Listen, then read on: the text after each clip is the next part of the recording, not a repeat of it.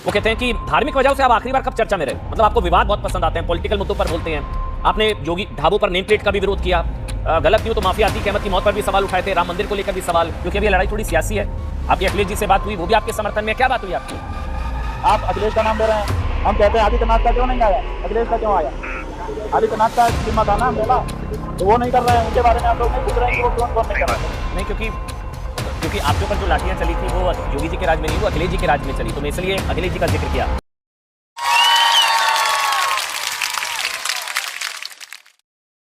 राम राम दोस्तों, आप सभी का स्वागत है द डिबेट क्लास की एक और धमाकेदार बहस में। दोस्तों, आज की डिबेट बेहद तेज़, तीखी और सीधी टक्कर होने वाली है, क्योंकि आज आमने सामने हैं न्यूज़ एंकर अमन चोपड़ा और ज्योतिष पीठ के शंकराचार्य स्वामी अविमुक्तेश्वरानंद। दोस्तों, स्वामी अविमुक्तेश्वरानंद और माघ मेले के प्रशासन के बीच चल रहा विवाद थमता हुआ नजर नहीं आ रहा है। न्यूज़ एंकर अमन चोपड़ा से बातचीत में स्वामी अविमुक्तेश्वरानंद ने मुख्यमंत्री योगी आदित्यनाथ के कालनेमी वाले बयान पर जोरदार पलटवार किया। स्वामी अविमुक्तेश्वरानंद ने सवाल उठाते हुए कहा, मैंने कौन सा वेश धारण किया है। साथ ही उन्होंने ये भी कहा, अगर मुख्यमंत्री को कोई आपत्ति थी तो योगी आदित्यनाथ ने मुझे फ़ोन क्यों नहीं किया। दोस्तों, ये बयान सीधे सीधे सत्ता और प्रशासन पर बड़े सवाल खड़े करता है। तो आज की बहस में जानेंगे, क्या माघ मेले का प्रशासन सही है, क्या स्वामी अविमुक्तेश्वरानंद के सवाल जायज़ हैं, और क्या मुख्यमंत्री का बयान उचित था। इन्हीं मुद्दों पर होगी एंकर अमन चोपड़ा और स्वामी अविमुक्तेश्वरानंद के बीच सीधी बहस। तो दोस्तों, बिना देर किए चलिए शुरू करते हैं आज की बहस। तो करना, परेशान हो गए हम लोग। कालनेमी जो योगी आदित्यनाथ ने कहा कि धर्म की आड़ में सनातन को कमजोर करने के लिए कुछ कालनेमी सक्रिय हैं, ये आपकी बात हो रही है क्या? योगी जी आपको कालनेमी कह रहे हैं? ठीक है, कालनेमी जो था वो रावण का कार्य सिद्ध करने के लिए गया था, ठीक है ना, और भेष धारण करके गया था साधु का, जबकि साधु था नहीं। माने जो था वो दूसरा भेष धारण किए हुए था। तो आप बताइए हमारे बारे में ये जो उपमा है कैसे लागू होगी? हम कौन से रावण का कार्य सिद्ध कर रहे हैं और कौन सा भेष हमने धारण किया है, हमारा असली रूप क्या है, बताइए, उनसे पूछा जाना चाहिए। योगी आदित्यनाथ ने कहा है वैसे कि धर्म को आचरण से साबित करने की जरूरत है। क्या आपका आचरण, मैं इस पूछ रहा हूं, क्या आपका आचरण धर्म विरोधी है? जो कालनेमी के संदर्भ में उन्होंने कहा कि धर्म को आचरण से साबित करने की जरूरत है। अविमुक्तेश्वरानंद जी, बैरिकेडिंग नंबर 2 तोड़ी गई, तो आपका पुलिस अधिकारी ही तो हमको लीड कर रहा था, उसने तोड़ा होगा। माफिया अतीक अहमद की मौत को लेकर जो सवाल उठाया आपने, उसको लेकर भी पूछा जाता है। ढाबों पर नेम प्लेट का विरोध, मुर्शिदाबाद में हिंदू हत्याओं पर ममता, आपके बयान को ममता को कवर फायर के तौर पर देखा गया। राम मंदिर, माफिया अतीक अहमद की मौत पर भी सवाल। अतीक अहमद को लेकर के हमने वक्तव्य दिया था, बिल्कुल दिया था। क्यों दिया था? कि जब किसी भी देश में जब शूट करके न्याय होने लगेगा, वो गुंडा था, बदमाश था, बिल्कुल सही है, लेकिन अगर क्या उसको शूट करके, क्या उसको 2 दिन के लिए एक मुकदमा चला करके, मुकदमे का नाटक करके 2 दिन में उसको फांसी नहीं चढ़ाया जा सकता था? अंग्रेज लोग तो करते थे कि टेबल लगा करके वहीं पे मजिस्ट्रेट को बैठा देते कि 2 मिनट में उनका मुकदमा हो जाता था और फांसी चढ़ा देते थे। आज तक उनके ऊपर उंगली नहीं उठी। लोग कहते हैं कि साहब उन्होंने आदेश किया था, उसके आधार पर फांसी हुई। तो क्या अतीक अहमद को एक अलग कोर्ट बैठा करके 2 दिन में मुकदमा चला करके फांसी नहीं दी जा सकती थी? लेकिन जब शूट आउट करके आप निर्णय करने लगेंगे तो उससे न्याय कमजोर होगा, न्याय व्यवस्था कमजोर होगी कि मजबूत होगी? इसलिए हमने अपनी न्याय व्यवस्था को कमजोर ना होने देने के लिए ये कहा था कि आपके पास दूसरी रेमेडी है। जरूरी नहीं है कि आप किसी को शूट करो, आप उसके ऊपर मुकदमा चलाओ, जल्दी से चला दो, तुरंत बैठा दो, तुरंत गवाही साखी करके निर्णय करके फांसी पे चढ़ा दो। हमने अपनी न्याय व्यवस्था को कमजोर ना होने देने के लिए वो मुकदमा किया था। अतीक अहमद से हमारी रिश्तेदारी नहीं थी, ना है, और ना किसी गुंडे से होगी कभी। आपके पीछे जो है अखिलेश यादव है, इंडिया अलायंस की पार्टियों का समर्थन है, इसलिए आप एंटी योगी, योगी पर इतने आक्रामक है। आपके पीछे वो अखिलेश यादव और इंडिया अलायंस की पार्टियां हैं। पता नहीं, बहुत सारे लोगों के फोन आए, उसमें अखिलेश जी का भी आया, इसमें क्या दिक्कत है? अखिलेश का ही नाम लेकर के आप लोग कौन सी विशेषता आपको लग रही है? हजारों लोगों के फोन हमारे पास आ रहे हैं, हर व्यक्ति चिंतित है, हर व्यक्ति जो है दुखी है।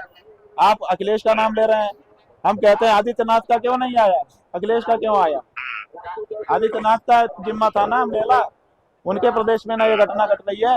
वो ना मेला के इंचार्ज हैं, तो उनको तो सबसे पहले इस बारे में पहल करनी चाहिए थी कि भाई ये क्या हो रहा है, कुछ इसको सुधारो, मामला सही करो। तो वो नहीं कर रहे हैं, उनके बारे में आप लोग नहीं पूछ रहे हैं कि वो कौन कौन नहीं कर रहा है।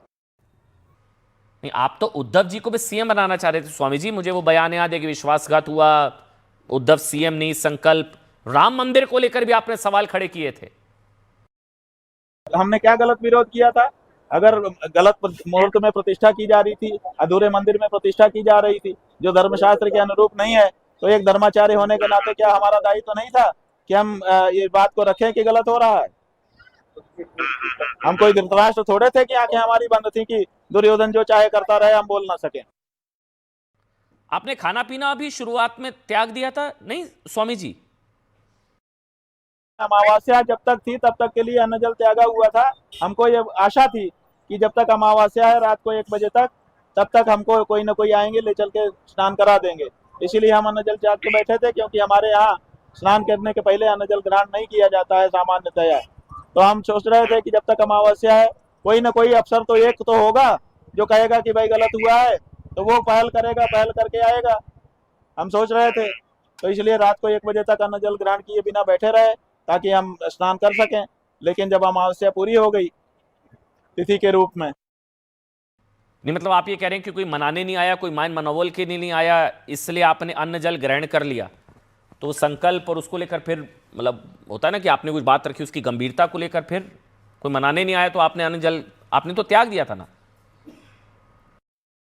हमारी बातों की गंभीरता ये है कि 5 दिन बीत चुका है, 5 दिन तक हम जहां उन्होंने पालकी हमारी छोड़ी थी वहीं पर बैठे हुए हैं। हमारी बातों की गंभीरता और हमारी बातों की प्रामाणिकता इससे सिद्ध हो गई है कि हम धूल खा रहे हैं, हम जो है सड़क पर नहा रहे हैं शंकराचार्य होकर के, जबकि हमारा शिविर 2 लगा हुआ है, 3 लगा हुआ है और हमारे पास व्यवस्था है सब। उसके बावजूद हम सड़क पर नहा रहे हैं, सड़क पर खा रहे हैं, सड़क पर बैठे हुए हैं, सड़क पर सो रहे हैं। आप इससे ज्यादा कौन सी दृढ़ता हमारी देखना चाहते हैं? आप चाहते हैं कि हम अनशन करके मर जाएं? आपके आलोचक स्वामी जी कहते हैं कि धार्मिक वजहों से आप आखिरी बार कब चर्चा में रहे? मतलब विवाद पसंद है आपको, नेम प्लेट को लेकर आप विरोध करते हैं, राम मंदिर को लेकर अतीक अहमद की मौत पर सवाल, धार्मिक वजहों से आप चर्चा में कम रहते हैं, मतलब आपको विवाद पसंद है स्वामी जी, ऐसे आलोचक आपका कहते हैं आपको लेकर। हमारी नहीं है, उनकी है। हमारी क्या, हमारा कौन सा ईगो है? हमारी तो मर्यादा है, मर्यादा के अनुसार उनके कहने से हम उनके आदेश पर नहीं उतर सकते थे, अपनी इच्छा से उतर जाते, बिल्कुल उतर जाते। गंगा जी दिखती तुरंत उतर जाते। जब बड़े जिसके पास हम जा रहे हैं वो दिख जाएगा तो अपने आप हम पादुका और पालकी और छत्र सब छोड़ देंगे। नियम है हमारे यहाँ धर्मशास्त्र का कि जैसे ही पूजनीय पुरुष दिखेगा वैसे ही हम राज उपचार छोड़ करके उसकी शरण में जाएंगे, प्रणाम करेंगे, सिर झुका लेंगे। लेकिन वो मौका ही हमको नहीं दिया गया। आप बताइए कि हमने यहाँ तक कह दिया था बातचीत में कि भाई हम बता दे रहे हैं कि वहां तक हमारा है जाने का, वहां जाने के बाद हम उतर के आगे पैदल जाने वाले हैं, और वो जगह 5 मीटर थी जहां हमको रोका गया था। 5 मीटर के लिए इन लोगों ने 3 घंटे हमको रोके रखा। मतलब आपने अखिलेश जी को माफ कर दिया ना, क्योंकि अखिलेश जी के शासन में आप पर लाठी चली थी, वो तस्वीरें हमने भी देखी थी, बहुत दुखद तस्वीरें थी जब आप ऐसे करके कह भी रहे थे कि आओ मारो, तो वो आपने अखिलेश जी को माफ कर दिया। अब ये मैं कह सकता हूँ। जब हरिद्वार में कुंभ लगा था तो हरिद्वार के कुंभ में वो आए थे, सार्वजनिक रूप से प्रेस कॉन्फ्रेंस करके उन्होंने कहा था कि मैं क्षमा याचना करने के लिए आया हूँ, और बाद में हमारे पास आकर के त्राईमाम शरणागतम की रट लगाई थी, रिकॉर्डिंग उपलब्ध है, और उसके बाद कहा था मेरे अधिकारियों से गलती हो गई, मुझे क्षमा चाहिए जाए। क्षमा मांग ली थी तो क्षमा कर दिया था, ऐसी क्या बात है? अच्छा, अखिलेश जी राहुल गांधी को माफ कर दिया क्या? राहुल गांधी को लेकर भी आपने एक चिट्ठी लिखी थी कि राहुल गांधी हिंदू विरोधी है और राम मंदिर में इनको एंट्री नहीं मिलनी चाहिए। स्वामी जी ये आप ही ने कहा था। उन्होंने मनुस्मृति जैसे हमारे महत्वपूर्ण धर्म ग्रंथ का अपमान किया, उसके बारे में गलत बयानी संसद में की, इसलिए उनको हमने हिंदू धर्म से बहिष्कृत घोषित किया हुआ है, और उन्होंने कोई क्षमा याचना नहीं की है, इसलिए उनको क्षमा करने का कोई प्रश्न ही नहीं उत्पन्न हुआ है। एक और बयान जिसको लेकर विवाद है कि आप सर्टिफिकेट देने का भी काम कर रहे हैं, ये भी आलोचक आपके कह रहे हैं कि आप कह रहे हैं योगी संत नहीं है, राम मंदिराचार्य धर्माचार्य नहीं है, फिर वो लोग पलटकर पूछते हैं लेकिन आप शंकराचार्य हैं। सुप्रीम कोर्ट का 2022 का ऑर्डर। कारण ये बता रहे हैं कि योगी जी जो संत थे, योगी थे, नाथ संप्रदाय के थे, महंत थे, धर्म की शपथ लेकर के वहां बैठे थे और कार्य कर रहे थे धर्म का, फिर वो राजनीतिक पार्टी ज्वाइन करके धर्मनिरपेक्षता की शपथ ले लिए, फिर उसके बाद मुख्यमंत्री बनके धर्मनिरपेक्ष मुख्यमंत्री की भूमिका निभा रहे हैं। आप हमको बताइए कि आपको अगर हम ये मौका दे दें कि धर्म की शपथ भी ले लो और धर्मनिरपेक्षता की ले लो, दोनों एक साथ निभा पाओगे आप? दुई की एक संग होई बुआलू, हंसब ठठाई बुलाऊ बुगालू, दोनों एक साथ हो सकता है क्या? तो इसलिए इस समय वो मुख्यमंत्री है। और जहां तक रामभद्राचार्य जी की बात है, रामभद्राचार्य जी को हमने इसलिए संत नहीं माना क्योंकि उन्होंने हाथ में दंड पकड़ा हुआ है, और हमारे यहाँ उपनिषद दंड संन्यासोपनिषद है जिसके आधार पर सन्यासी बनते हैं, और उसमें लिखा है कि अंग विकल व्यक्ति दंड संन्यास नहीं ले सकता है।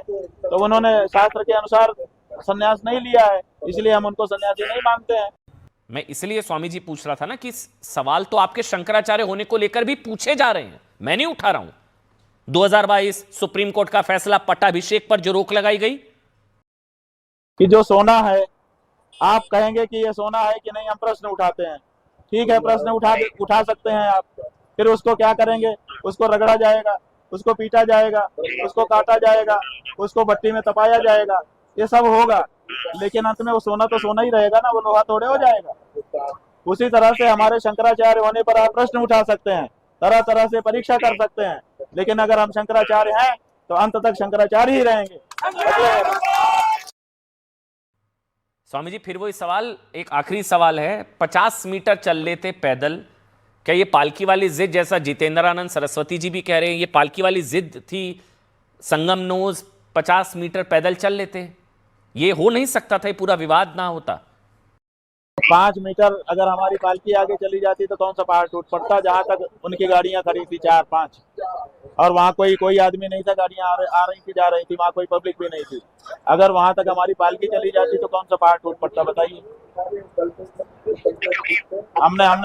हमने तो प्रस्ताव रखा था कि वो गाड़ी जहां तक जा रही आ रही है, जब खड़ी है वहां तक हमको जाना है, उसके बाद हम पैदल जाएंगे। हमने तो बता दिया था उनको, उसके बाद भी क्यों उन्होंने हमको नहीं आगे बढ़ने दिया? केवल इसलिए कि हम उनका आदेश पालन करें। क्या शंकराचार्य को आदेश देने का अधिकार मेला प्राधिकरण को है? क्या सनातनी जनता इसको स्वीकार करेगी कि हम इन पुलिस अधिकारियों के आदेश का पालन करना शुरू कर दें? और अगर हम ऐसा करेंगे तो क्या हम धर्म की रक्षा कर पाएंगे? मतलब ईगो की लड़ाई की बात हुई ना ये तो स्वामी जी। ईगो की लड़ाई प्रशासन लड़ रहा है, हम नहीं लड़ रहे हैं। हमने बताया था कि हमारी पालकी उस जगह तक जाएगी जहां हमको रोका था, उससे 5 से 7 मीटर की दूरी तक था, और वहां पर गाड़ियां उनकी आ रही थी जा रही थी, सब रिकॉर्डेड है। और वहां पर 3-4-5 गाड़ियां और पहले से खड़ी भी थी, और वहां पर जनता की कोई भीड़ नहीं थी। हमने कहा था कि हम वहां तक जाएंगे, उसके बाद उतर करके स्नान करने जाएंगे। उसके बाद भी हमको उन्होंने वहां तक नहीं जाने दिया और कहा कि नहीं, यहीं उतरना होगा। तो ये अपमान क्यों किया उन्होंने हमारा? तो दोस्तों, आपने सुना एंकर अमन चोपड़ा के तीखे सवाल और स्वामी अभिमुक्तेश्वरानंद के बेबाक जवाब। अब सवाल आपसे है, क्या स्वामी अभिमुक्तेश्वरानंद के सवाल सही है, या माघ मेले का प्रशासन अपना काम कर रहा है, या मुख्यमंत्री के बयान को आप कैसे देखते हैं? अपनी राय हमें कमेंट बॉक्स में ज़रूर बताइए, क्योंकि आपकी आवाज़ ही द डिबेट क्लास की ताकत है। अगर आपको ये बहस पसंद आई हो तो वीडियो को लाइक करें, शेयर करें, ताकि ये मुद्दा हर किसी तक पहुँचे। और अगर आप हमारे चैनल में नए हैं तो अभी सब्सक्राइब करें, ताकि ऐसी ही तेज़, सच्ची और बेबाक बहसें आप तक सबसे पहले पहुँचे। मिलते हैं अगली धमाकेदार डिबेट में, तब तक के लिए जय श्री राम, जय हिंद।